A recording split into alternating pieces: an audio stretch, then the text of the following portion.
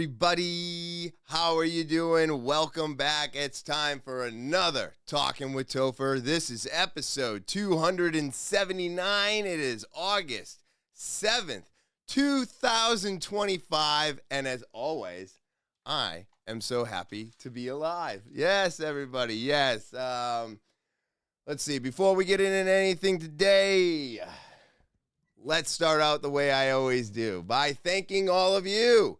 That's right. Thank you for subscribing. Thank you for watching, commenting. Keep arguing in the comments, too. Thank you, thank you, thank you. If you're new, subscribe, all right? Hit that button. Do that thing. Clicky, clicky on the subscribey, right there. All right, thank you. And you want an opportunity to be on this podcast or tell your story? talkinwithtopher@gmail.com. Keep those emails coming, everybody. I am scheduling. So please reach out, let me know, send an audio, video, or type it out. The link tree, it's in the description below the video, along with all of the links and the timestamps, everybody. Timestamps. Everything's down there. I do it all for you. All right? And now with all the housekeeping out of the way, let's get into today's episode, everybody. How are you doing? It is another beautiful week. At least I hope it is. You know, summer is almost past us, but don't forget, doesn't end until September 20th or 21st, I think. So even when everybody goes back to school and we've done our last hoorah for camping or whatever at the end of the unofficial summer, it's still not over. It's still not over, everybody. But super exciting times right now. I've been doing my job for 1 week. I have worked my ass off, and everybody is extremely happy with me, as I always assumed they would be. I'm not a bad worker, but when you treat me badly, I don't want to work well for you. You know what I mean? So, you know, last week I talked about how, or maybe the week before, I talked about how, you know, leaving and throwing in the towel and just betting on yourself and putting everything into yourself has really paid off for me. I mean, mentally, I'm so much better. Physically, I'm a little tired, and financially, we might still be struggling. But you know what? I'm not unhappy anymore. So, isn't that what it's really about? I know that money is a struggle. I know that it's tough to continue forward when you can't pay for things or do things. But at the end of the day, a lot of the stuff that we do is, well, it's not needed or necessary. It's wants. So we have to sit down and look at all of our wants and all of our I need this type of situations, and we need to see if we actually need them or if we still want them. And we'll just go through and we'll do some chopping, you know, pull the weeds out and see what's sucking money out of the wallet fastest, and that is completely unnecessary. So it's all about regrouping and reconfiguring your financial situation when you're in a bad one, right? You can't keep doing the things that you've always been doing if you're in a bad financial situation. You have to 86 all those things and then clean it up, and then maybe, you know, life takes a turn and you end up making more money, and then you can get those things back. You know what I mean? So I think I'm at that point where I'm happy enough. I'm clear thinking. I have people who want to come back on the podcast. I have people who want to be on the podcast, and now I have the opportunity to make all that happen. So slowly but surely, everything will slowly change around here, as it always does. You know, just look out for, you know, a guest episode. I'm not going to say the near future, but I'm hoping to at least get one in before the end of the year. That's my goal right now. And if I could pull that off for all of you out there, it would be amazing, because it's just been so long since I've had somebody sit down. But enough of that. Let's get into today's episode, because I got some wild stuff going on. And the first thing I'm going to start out with is that, do you remember the gentleman that was a mass firefighter from Vietnam who stole the 13-year-old's identity. Well, they just put him in prison, everybody. Yep, so this gentleman right here stole some a dead 13-year-old's identity, by the way. He was passed. But he stole it, he used it, and they caught him, and we never had any updates. I think it's been almost 7, 8, maybe even a year. And yeah, he is now going to be doing 25 months in prison. He's actually known as John Doe. Why did we ever come up with John Doe? Jane Doe? You know? I know we had to like put a name on the name list, but why did we come up with those ones? What was the reasoning behind those specific names that were picked? Because you know just as much as I do, there's always a specific reason why they name something. And you know, there's always a meaning behind it for some reason. But yeah, so don't steal dead kids' identities and become a firefighter and then get caught, you know, because you're not going to be doing good. 25 months. I'm surprised he didn't get deported, right?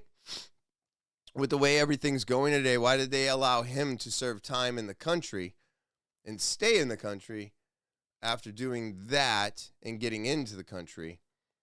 Was he that good of a firefighter that they were like, we got to let this guy pass? Like, we got to see if he can, you know, we'll give him 25 months and we'll see if he can get his citizenship in that amount of time. And then, hey, you know, you can stay here because you are a good firefighter and we need you, right?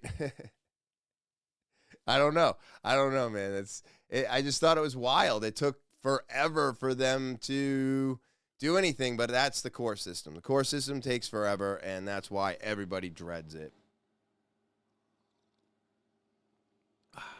All right, so Manchester is using a new Barnacle device for parking enforcement. So you thought that the boot was a pain in the ass?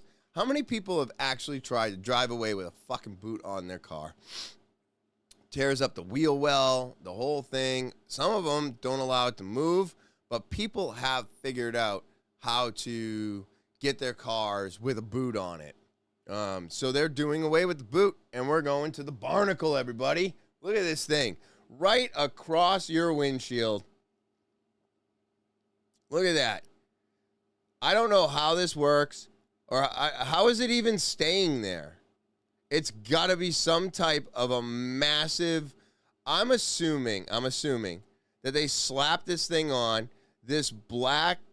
These are the wiper blades, but I'm wondering if it's like a suction device, and they actually hook up a vacuum and suck out the air, and it, like, sticks to your windshield, and you cannot get it off without breaking your windshield, or maybe the force of trying to pull that off will shatter your windshield.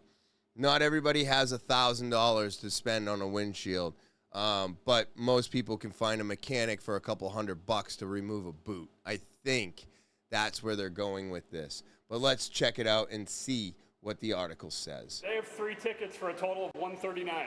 The owner of this white pickup truck has racked up parking tickets in Manchester. And this is the new tool the city's parking division has to make sure they pay. This is the Barnacle. Oh. It's an alternative to the old school boot.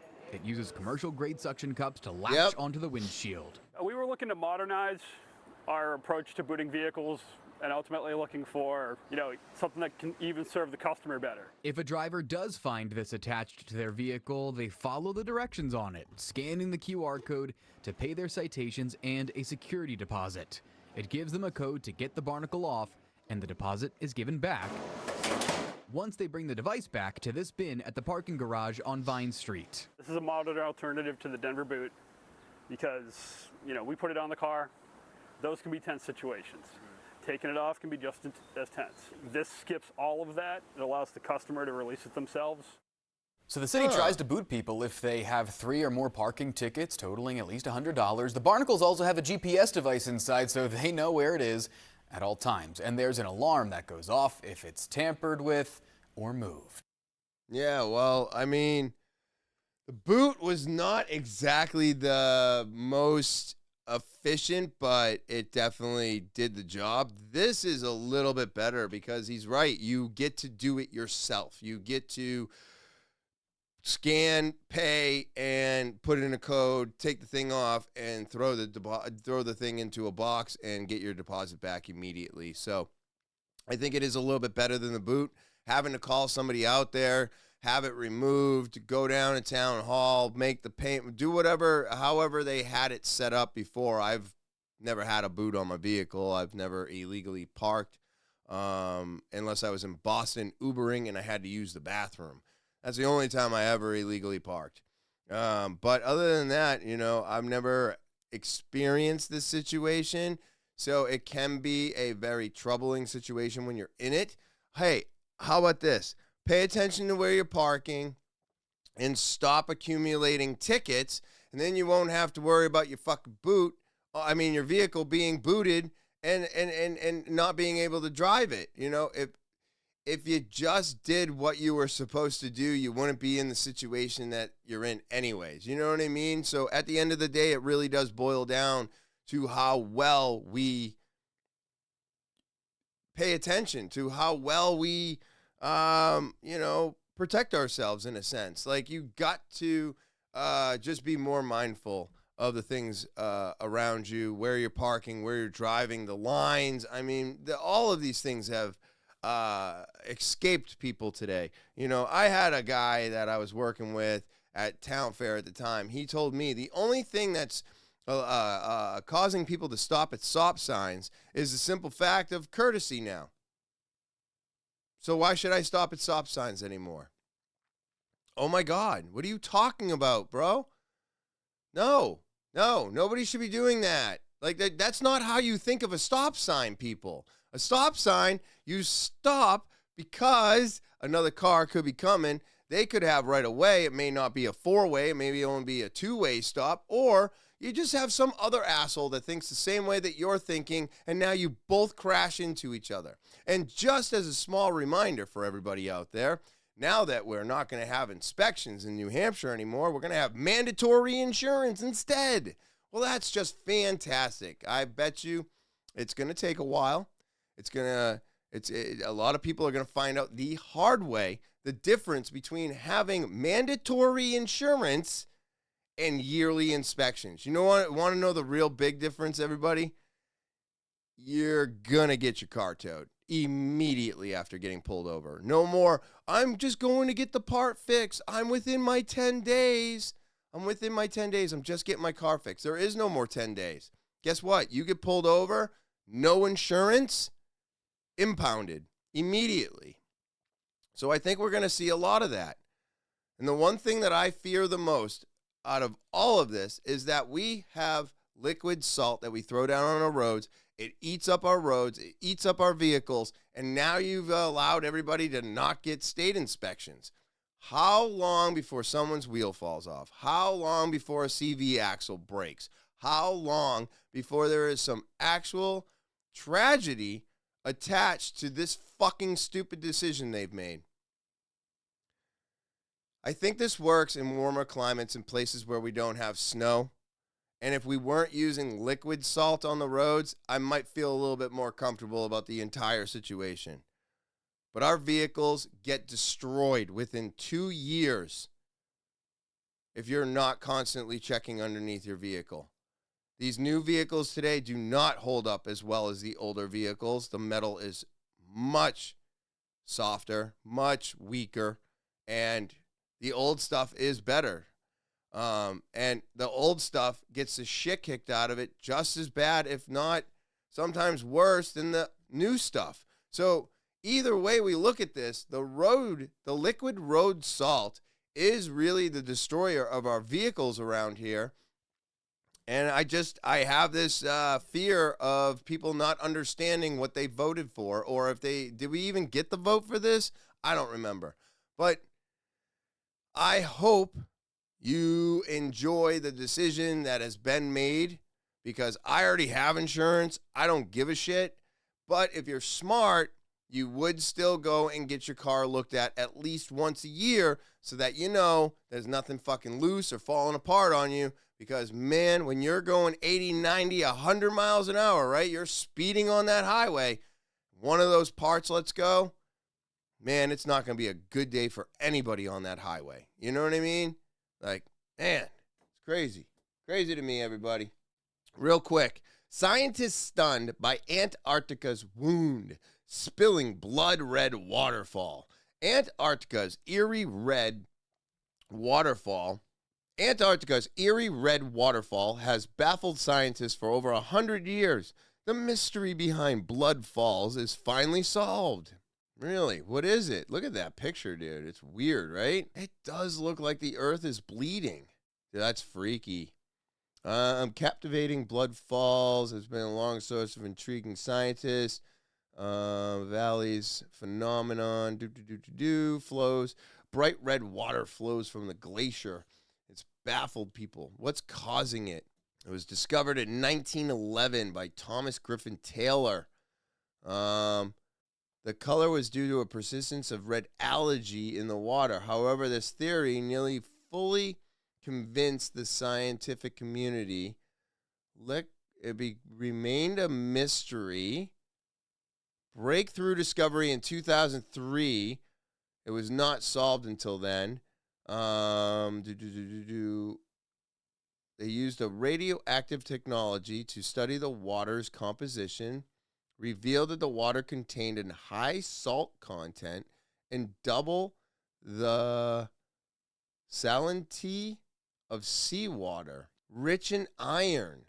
So, very interesting.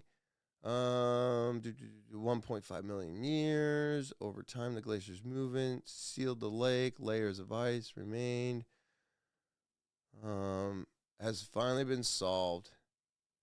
Freezing temperatures and a unique chemical process that make them a phenomenon unlike any other in the world. So it's just it's a whole bunch of natural elements mixing together with high iron, and that's it. You get a red waterfall, whatever, coming up, but I guess it's 1.5 million years old. So have we finally moved past the point where we think the world is only 16,000 years old or something? I'm glad we've finally gotten past that. Thank you, Graham Hancock, right? I mean, he was one of the leaders in telling everybody that, yeah, this thing has been around a lot longer than we ever anticipated or thought. Now, there has been a submarine that went down so deep that it found a shipwreck that is just so old. It's also the deepest shipwreck ever found off of France, as if time froze. Very interesting to me when they find this stuff. Like I said, we don't have a lot of our oceans and stuff figured out right now. I think we're 10% of what we actually have out there looked through and discovered. And we definitely need to find more. But, I mean, this looks like a fucking rowboat, that, floated off the dock a week ago. But let's check it out. You've never seen it before. If you've been to the Split Rock Lighthouse on the North Shore, you have likely heard of the wreck of the Madeira. It crashed into the North Shore during a brutal storm in 1905. During that storm, 28 other ships were damaged or destroyed. 36 people were killed. Shortly after, Congress allocated $75,000 to build the Split Rock Lighthouse. And today, the site is one of Minnesota's most photographed places. During last night's 10 o'clock newscast, Adam Duxter introduced us to a brand new picture-taking process known as photogrammetry that one group is using to construct a comprehensive view of the Madeira's wreckage, a process that historians say is revolutionary. What the fuck? Doing this amazing work going down there and finding different pieces about that wreck. And through the photogrammetry that they're doing now, coming up with these 3D models, absolutely insane detail that they're getting.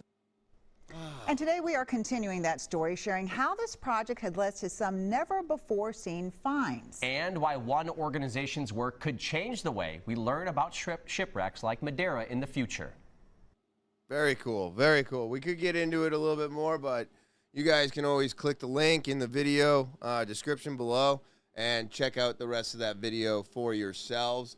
I mean, this is where we're at. Technology is taking off. It's doing incredible things, and it's allowing us to actually look at things without staying underneath the water. So we go down there, we take a whole bunch of video and scans and stuff like that. They put it through a computer program, and now they can actually look at it without being down there.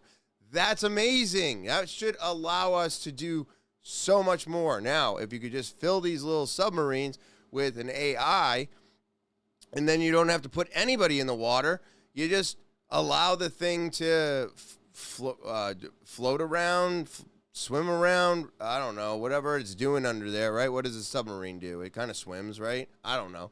But if it's just under there and it's just scanning all the time and sending us feedback, and we find a way to like make it come up to the top when its battery's getting low, and it just floats there and absorbs all the sunlight, recharges itself, and then it dips back down into the ocean and just starts scanning again.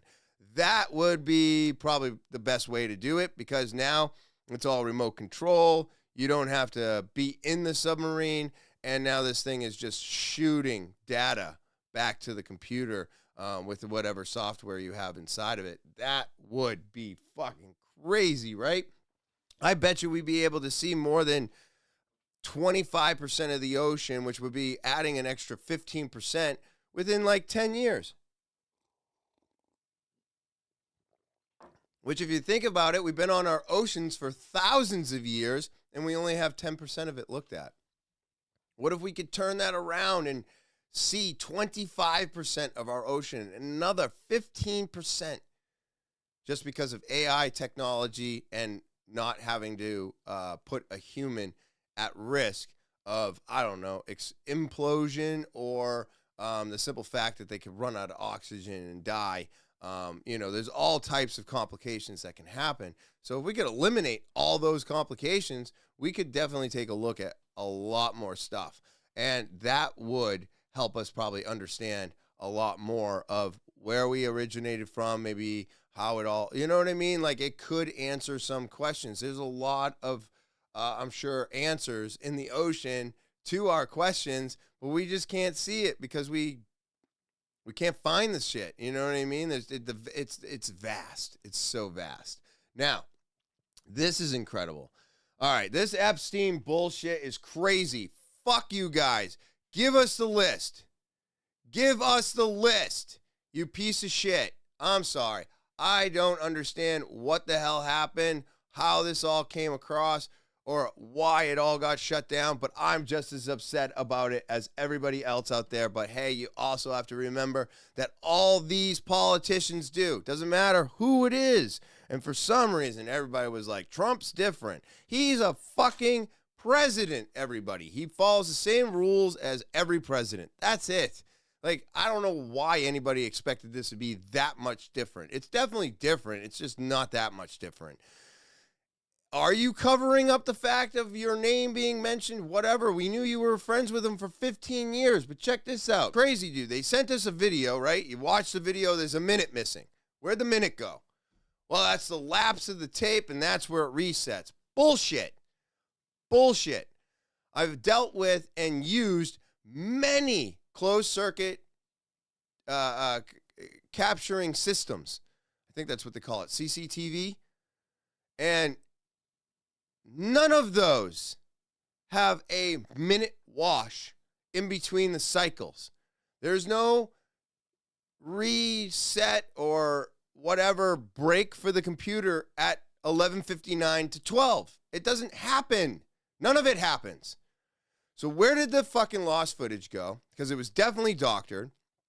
Why are we not releasing the list, right? The list was the most important thing. And instead of just releasing it, because it'll cause too much harm to the victims. Bullshit. That is BS, everybody, because half of the time, those victims haven't even spoken up, first of all.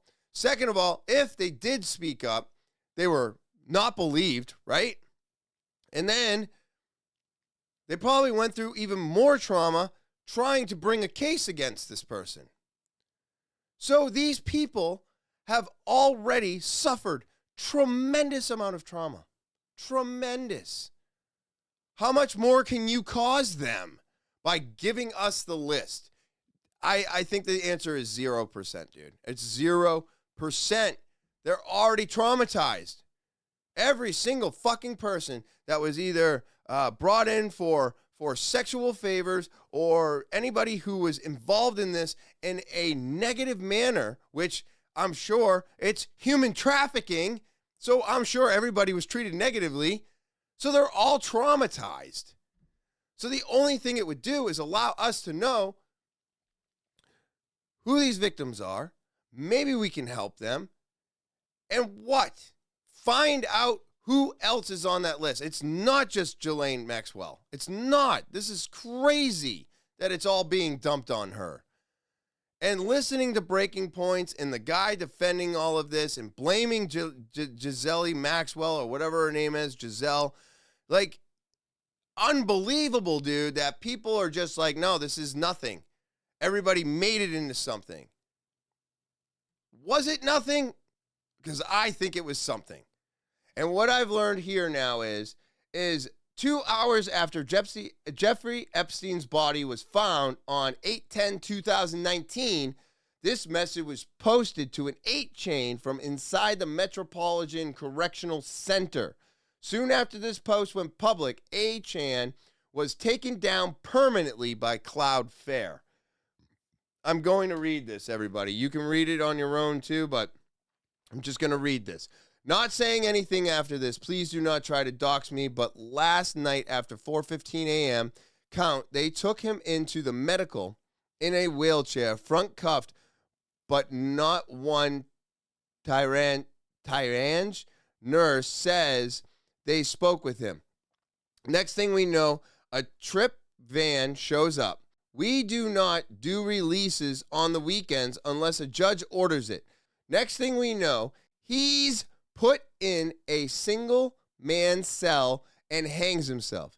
Here's the thing. The trip van did not sign in and we did not record the plate number, and a guy in a green dress military outfit was in the back of the van according to the tower guy who led him through the gate. You guys, I'm shaking right now, but I think they switched him out. Is it possible? Are we switching people out? Is he still alive on his island, laughing and cackling about all of this? Laughing at Giselle being locked up?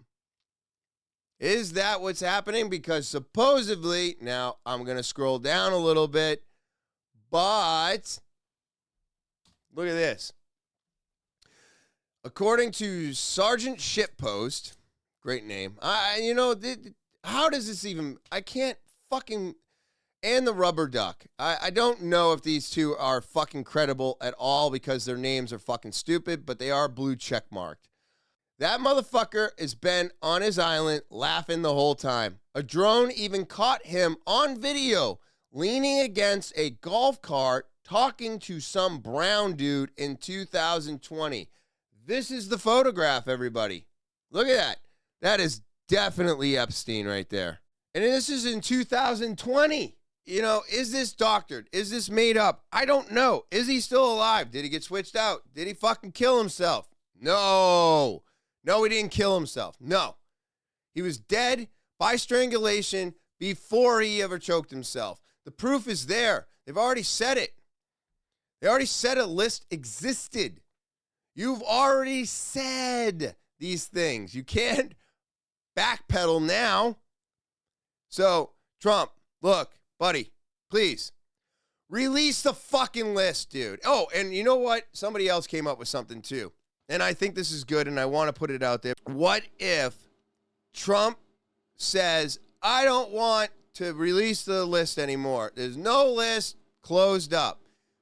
To get the other side that kept saying that they wanted the list hidden, right? Because the left side, less than fucking a year and a half ago, was like, there's no list, no list, no list. And then he's like, no list. And now all of a sudden they're all like, I want to see the list. It was perfect. It was perfect. He's a lot smarter than we all want to make him out to be. And I know he's off the cuff. I know he's probably like one of the first presidents to swear on national television. I know he's a lot of, he's eye-opening. He's shocking, right? But what if he did it to get the other side to finally go, release the list? And now he's like, perfect. I'll release it now because now you're asking for it when you all were saying to suppress it. So, I mean, could that be a possibility too? It all could be a possibility. Now, this is possibly the fucking worst thing I could bring up today, but it's crazy to me that all of these words are in one sentence, and it blew my mind. Listen to this title, everybody. 796 dead babies hidden in a septic tank at home run by nuns. Dirty little secrets. I mean, I don't think I would have ever thought that I'd be reading these words all in a sentence grouped together. What the fuck is going on here, right, everybody? Let's check it out real quick. All right, so this is 796. This is the backyard. A general view of former site. Some of the memories that have been left on the former site. A quiet walled patch of grass in the middle of an Irish housing estate is set to reveal the latest disturbing chapter of Ireland's mother and baby home scandal. Beneath the ground at this peaceful spot in town of Tuam, 220 kilometers west of Dublin, significant quantities of human remains have been identified. The land attached to the home, run by nuns between 1925 and 1961, was left largely untouched after the institution was knocked down in 1972. But on Monday, evacuation crews will seal off the site before beginning the search remains. There are some babies, children just discarded here, local historian Kathleen Courtlis told AFP at the site. It was in her discovery of the unmarked burial site that led to the Irish Commission of Investigation into the so-called mother and babies of homes. In 2014, the now 71-year-old pronounced evidence that 796 newborns to 9-year-olds died at Tuam's mother and baby home. Her research pointed to the children's likely final resting place, a disused septic tank discovered in 1975. There are no burial records for children, no cemetery, no statue, no cross, and absolutely nothing, said Corliss. Oh my God. So they literally just took the babies and out with the bath. What was that? Throw the baby out with the bathwater? Holy shit, everybody. That's crazy. It was only in 2022 the legislation passed in Parliament, enabling the evacuation to work to get started. It's been a fierce battle. I started this. Nobody wanted to listen. At last, we are righting the wrongs. I was just begging, take the babies out of the sewage system and give them a decent Christian burial that they were denied. In findings published in 2021, the Commission of Investigation found disquieting levels of infant mortality at the institutions. Women pregnant outside of wedlock were siloed in the so-called mother and baby homes by society, the state, and the Catholic Church, which has historically held an iron grip on the Irish attitudes. After giving birth at the homes, mothers were then separated from the children, often through adoption. The state-backed inquiries sparked the discoveries in Tuam, found that 56,000 unmarried women and 57,000 children passed through 18 such homes over 76 fucking years. Holy shit. The commission reported concluded 9,000 children had died in the homes across Ireland. Often church and state worked in tandem to run the institutions, which still operated in Ireland as recently as 1998. Homes were run in various ways, some funded management, local health authorities, and others Catholic religious orders to take Bon Sucus nuns who managed the Tuam home. All these babies and children were baptized, and still the church turned a blind eye. It just didn't matter. They were illegitimate. That's the stance they took. God damn, dude, look at this place. It is just, it's massive, and it's just as dark as the picture looks. I mean, this is the shit that used to happen, everybody. This is what used to happen. This is reality. Do you actually think that, like, when we took somebody and we made them disappear, hey, where did Amy go? You know, I saw Amy, you know, a week ago. Where did Amy go? Oh, well, Amy took a small vacation. Yeah, she's just gone for a work thing, and she'll be back in about 10 or 11 months. And when she comes back, she's going to be a whole new person. She had to go reset herself. No, she went, had a baby, illegitimately. They fucking separated her, either killed it, gave it to somebody else, and then sent her back fucking home. This is what used to happen, everybody. So when everybody says, oh, everything is so terrible today, hey, this is what it used to be. This was fucking normal, everybody. Normal. If you were a teenager and you got pregnant, it was fucking normal to send you to one of these fucking places. Have you separated from your child, send you back home, completely fucking traumatized, and tell you to get back to fucking work. You know what I mean? That's how the world was. So the way it is today, even though I think it's a much softer world and we're all in danger, still a better fucking place, everybody. It's still a better fucking place, at least here in America. I mean, dude, New York is allowing Muslims to do all of their prayers at all times, because there is obviously a noise ordinance in place where there's not supposed to be anything from 11 to 7. It's pretty much across the board everywhere you live, except for like the deep country where your neighbors are probably, you know, fucking a half a mile away from you. A little bit different out there. But the noise pollution around the cities and everything else, 11 to 7, that's where it stops. Well, New York has realized that, you know, people of the Muslim community, I guess, do prayer multiple times a day. And one of them, I think, is at or around 11. But let's check this out. The New York government has now signed a bill that will allow the Muslim call to prayer to be broadcasted 5 times a day. Changed its noise ordinance, now allowing the Islamic call to prayer to be broadcast from speakers year-round 5 times a day. The Muslim call to prayer. 5 times a day, Muslims gather to pray at mosques, but the broadcast for the pre-dawn and nighttime prayers weren't allowed until now. The city eliminated time constraints from the part of its noise ordinance related to religious worship. In the summer, that means the call could go out as early as 3:30 a.m. and as late as 11 p.m. I mean, maybe those... Look, I'm not saying that you can't, but doesn't everybody have a fucking smartphone at this point, even the Muslims? Can't you guys just set alarms on your phone? Why does the whole fucking city have to listen to your bells? You know what I mean? Like, we don't even ring the bells anymore because those were good. The vibrations were healthy, and we had to destroy all the bells because, you know, we can't have anything good in our lives. But I guess the bells are starting to come back. But I think all of you can program all of your prayer times on your alarms, on your phone, and now none of us have to be bothered with what you want to do. You know?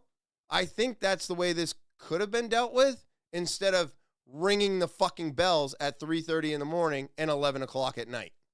I'm just saying, everybody has a cell phone today. Literally everybody. You know? So let's just use the technology that we have that you said was going to make my life easier. All right, I got to take a break.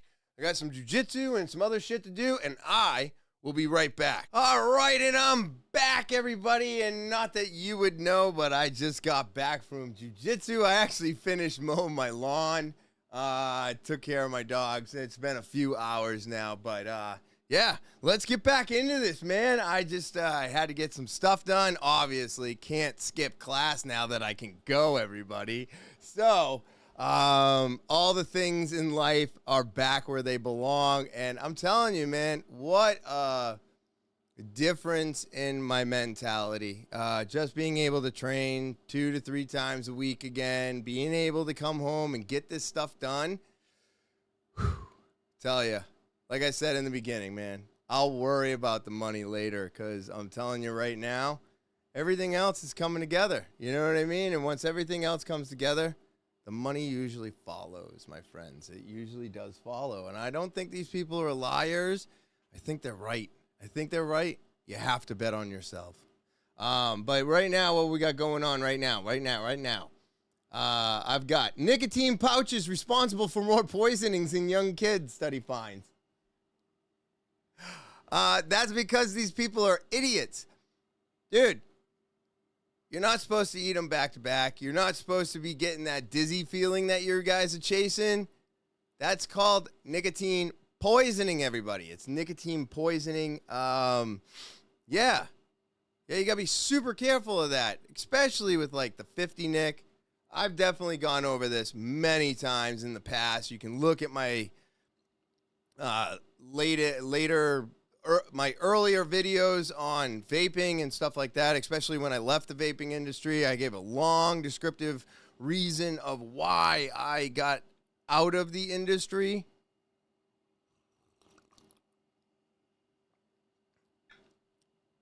But I can't say that I wouldn't get back into it. You know what I mean? If you want to get all fucked up and sick off of nicotine and turn it into something that it was never supposed to be, go right ahead. I guess it's your given right.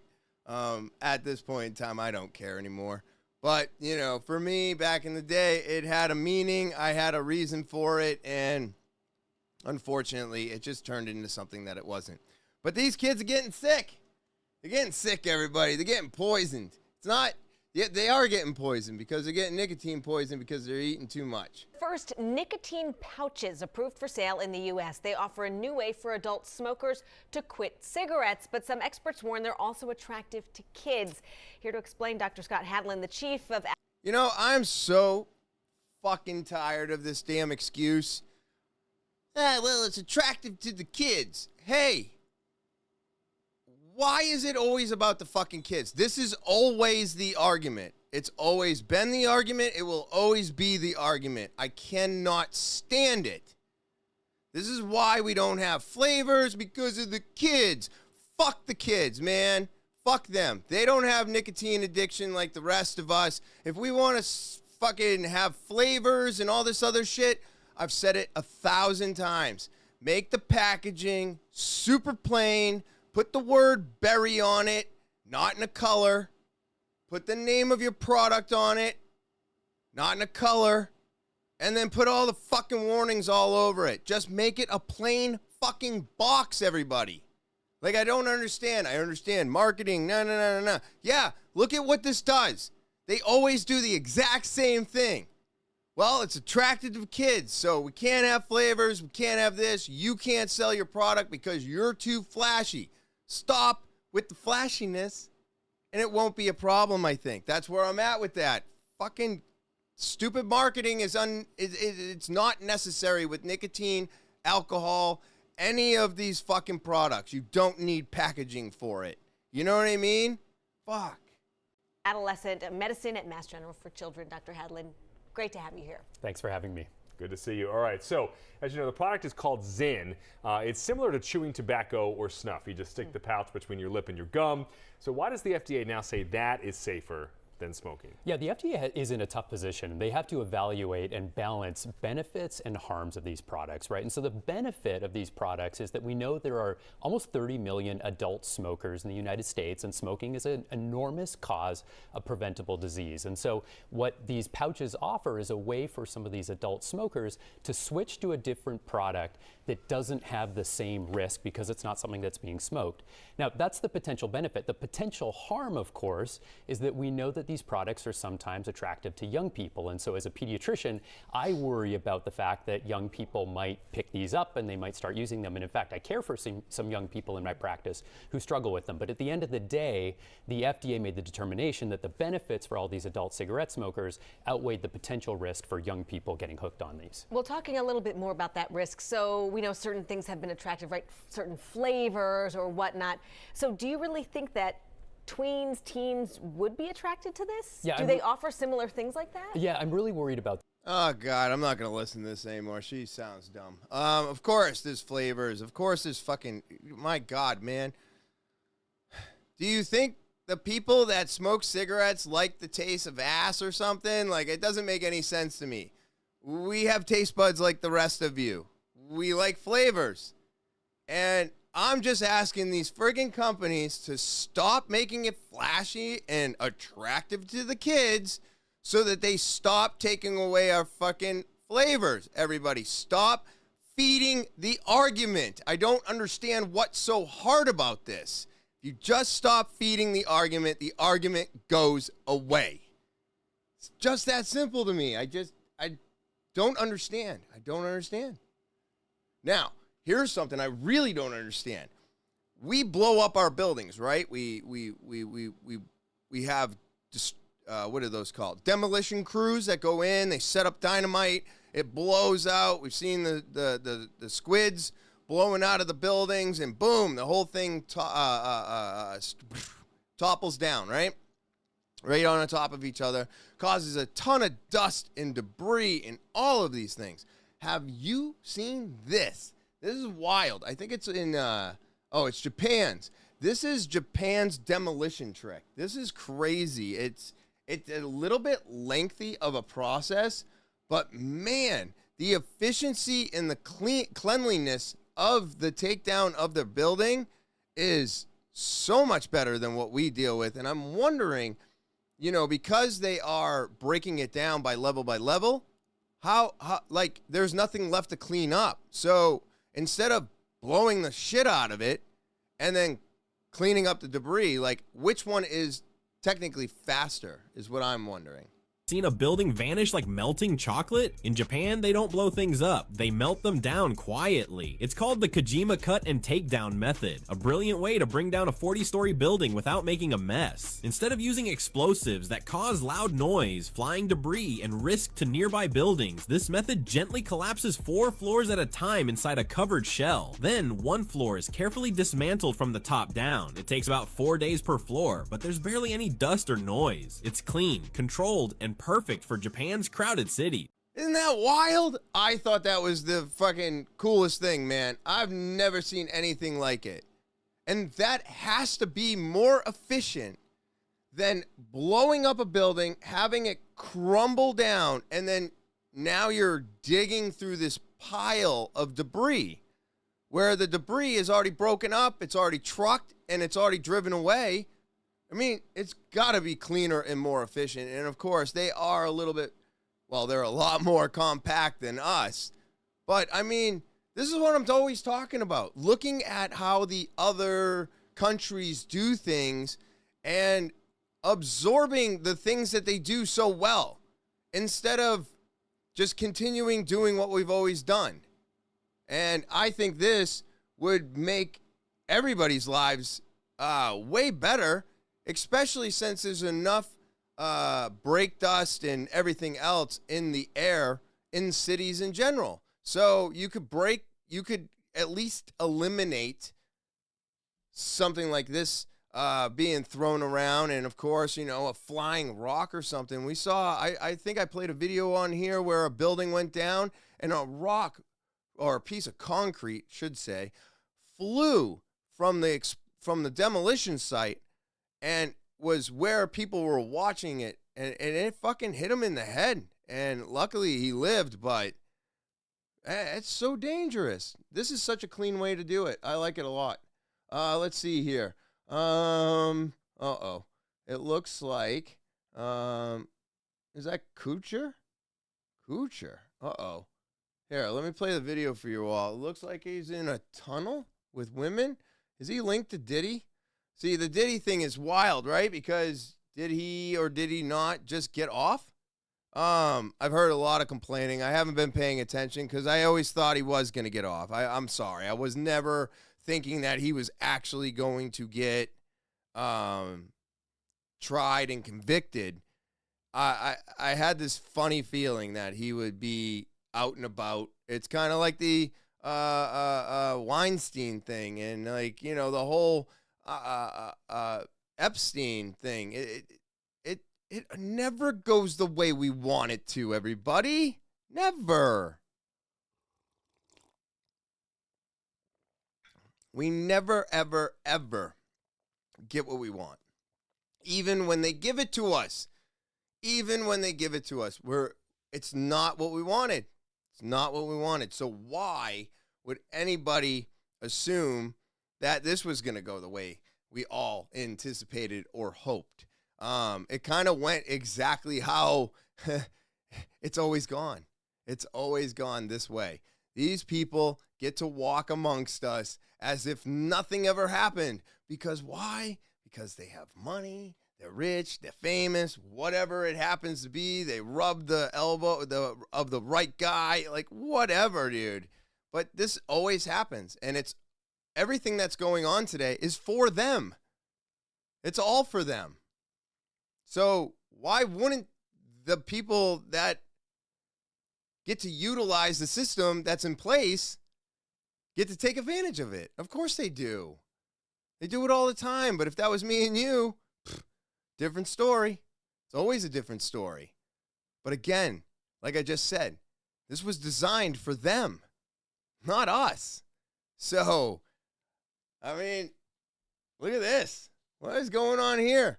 That is definitely Ashton Kutcher, I think is his name, right? Am I right? Am I wrong? I am very, very terrible with actor and actresses' names. Anybody involved with Diddy, they ass is grass and they ain't never coming back. Ashton Kutcher in big trouble. Dude, update, they did not stop tormenting his ass. Nobody.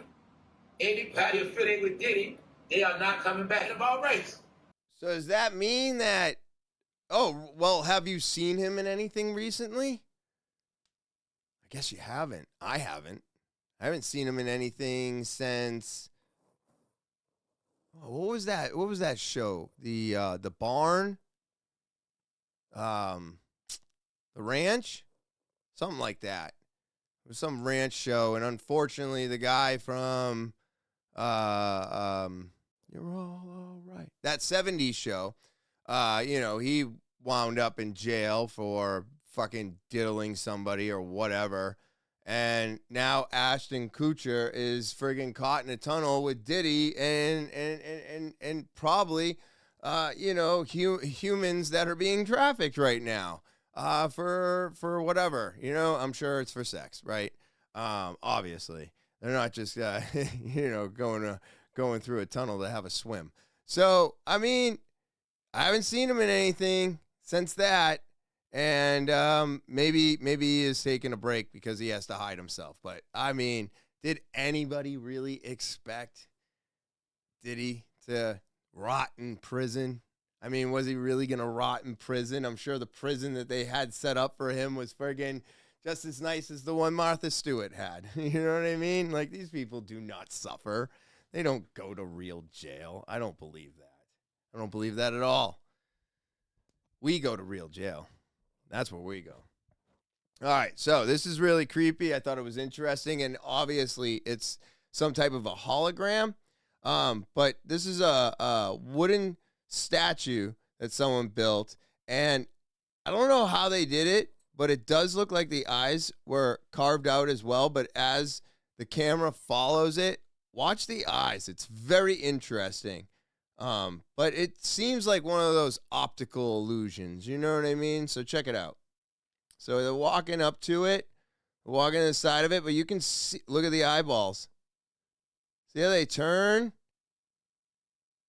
They follow you, man. But you know that those are not actually following you, but my God, do they look like they're turning. I'm sorry. I would have to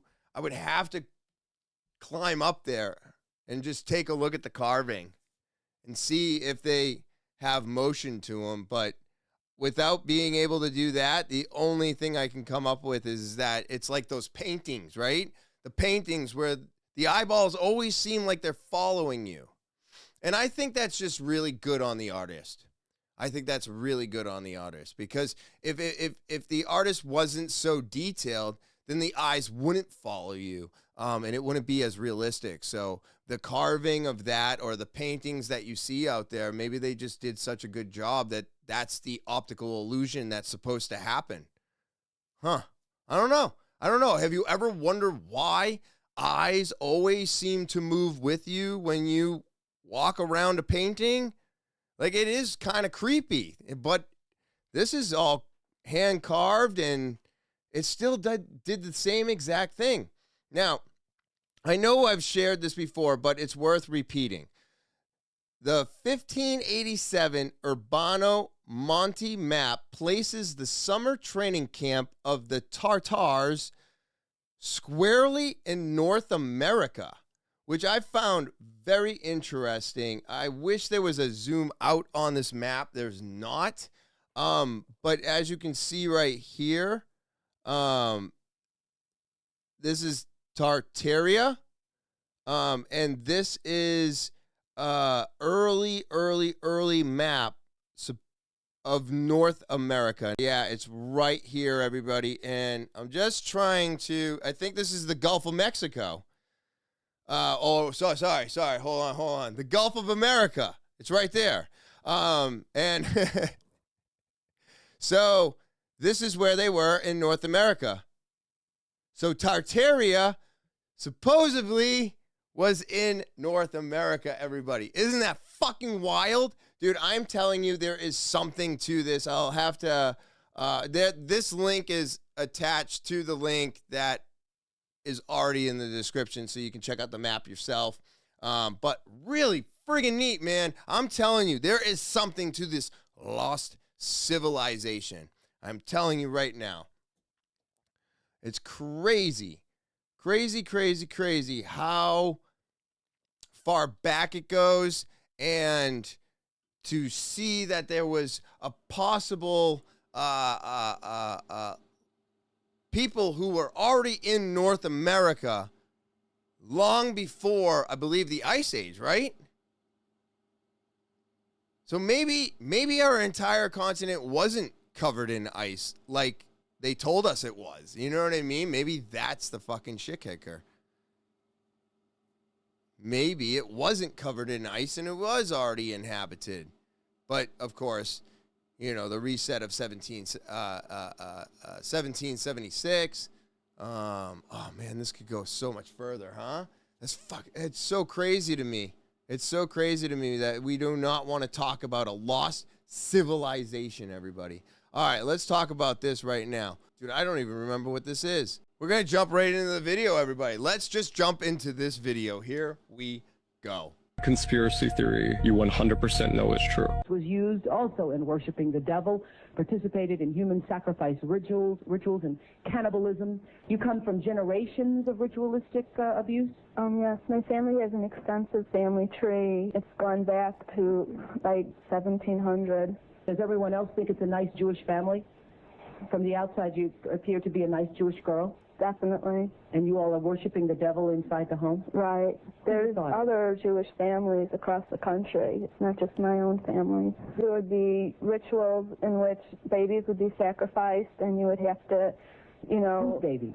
There were people who bred babies in their family.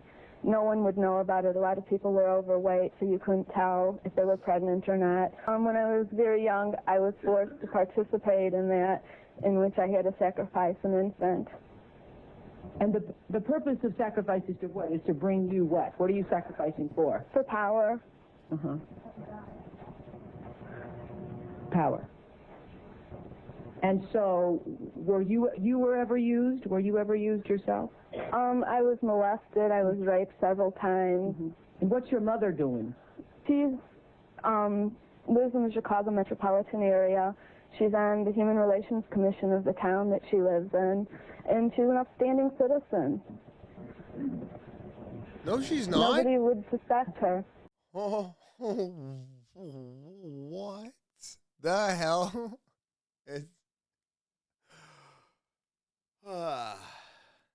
And see, then I see something like that, and I go, they're right.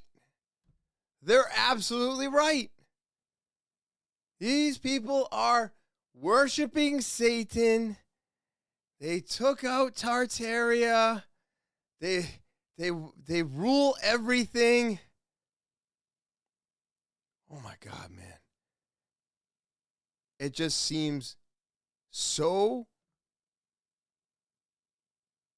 unbelievably true. Damn, man, that blows my mind. Why do you sacrifice them? For power.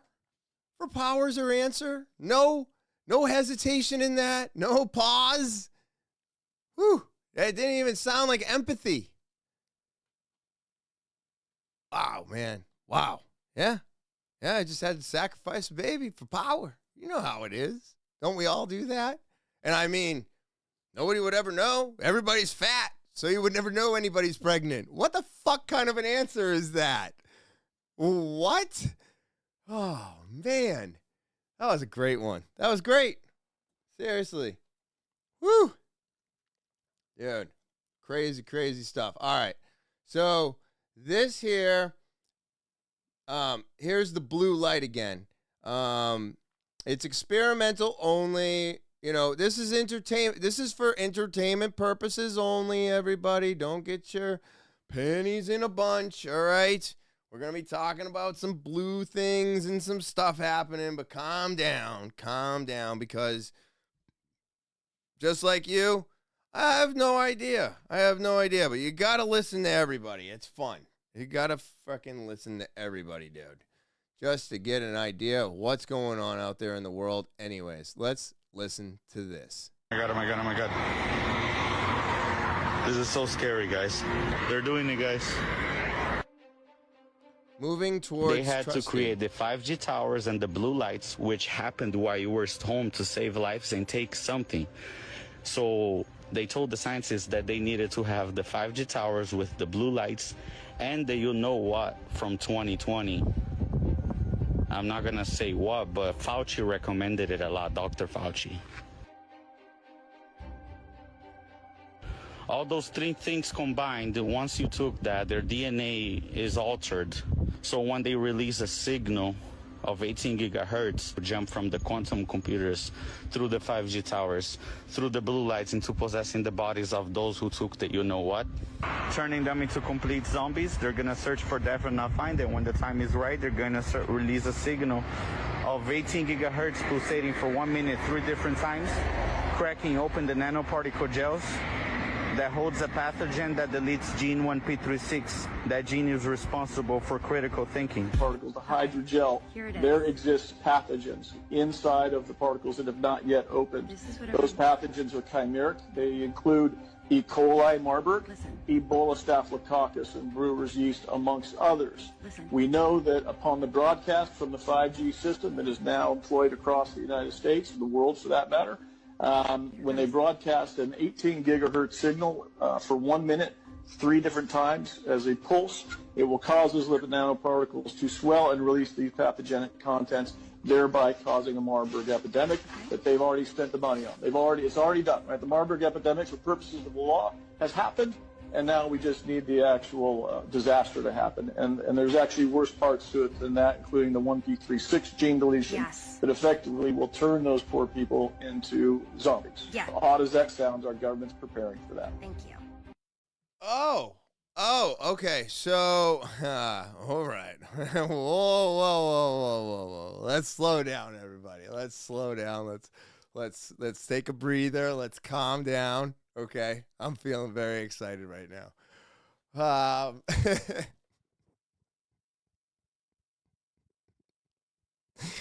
I really should watch these more than I do, but I don't. What the actual... Hold on a second. No. No. I mean, what is with the blue lights on the street? That's a little odd. It's a little odd. I've been hearing about this 5G thing for quite some time with the 8 gigahertz, the 3 signals, whatever in between the waiting time in between them. So they needed all 3 of those put together, plus obviously the COVID shot. Gotcha. No one wants to fucking say it anymore. Why? We're done with it. We're done with it, right? They're saying no more mandates. We're changing everything. Nothing. Fuck it. It's just another vaccine that everybody can either accept or deny. Okay, fucking move on. It's the way it should have been in the first place, assholes. But you turned it into something it shouldn't have been. And I'm stupid for fucking doing it. You know what I mean? Like, we all have regrets, right? So that all being said, with all 3 of them, the blue lights, the 5G, and that, they would have to put blue lights in every single street light, everywhere, right? You can't just have it in one corner of a neighborhood. But this is the first I've seen the blue lights. We've all seen the 5G towers. They're everywhere. I don't even know when they put them up. Think about that for a minute. When do you ever see a tower go up? When do you see it built? They're usually just there. How do they get there? Where are they running the wires? Who's doing it? When does it get done? Never have a road blockage for a fucking 5G tower going in, do you? Isn't that weird? How never see them get installed, but they're always around? I think it's odd. And they're not just putting them on buildings and houses or whatever. They're building giant towers that look like trees out in the middle of the woods. You see them from the highway. When do those get put in? When do those get installed? I've never seen anybody with a crane out in the woods putting one up. So I wonder, what are they really for? Is it really 5G or is it not? I don't know. I've never seen one get installed. I've never seen it. Have you seen it? If you have, leave a comment. But all 3 together, huh? I don't know, man. I don't think you can turn people into zombies, and I don't think that there's going to be something that's going to unleash and turn people into zombies. I think the zombie thing is so tiring. It's just so tiring. People are so hopeful. They're so hopeful. They really are. They want zombies. They're prepared for them. They've been prepping for it. So, no, I don't think that's going to happen.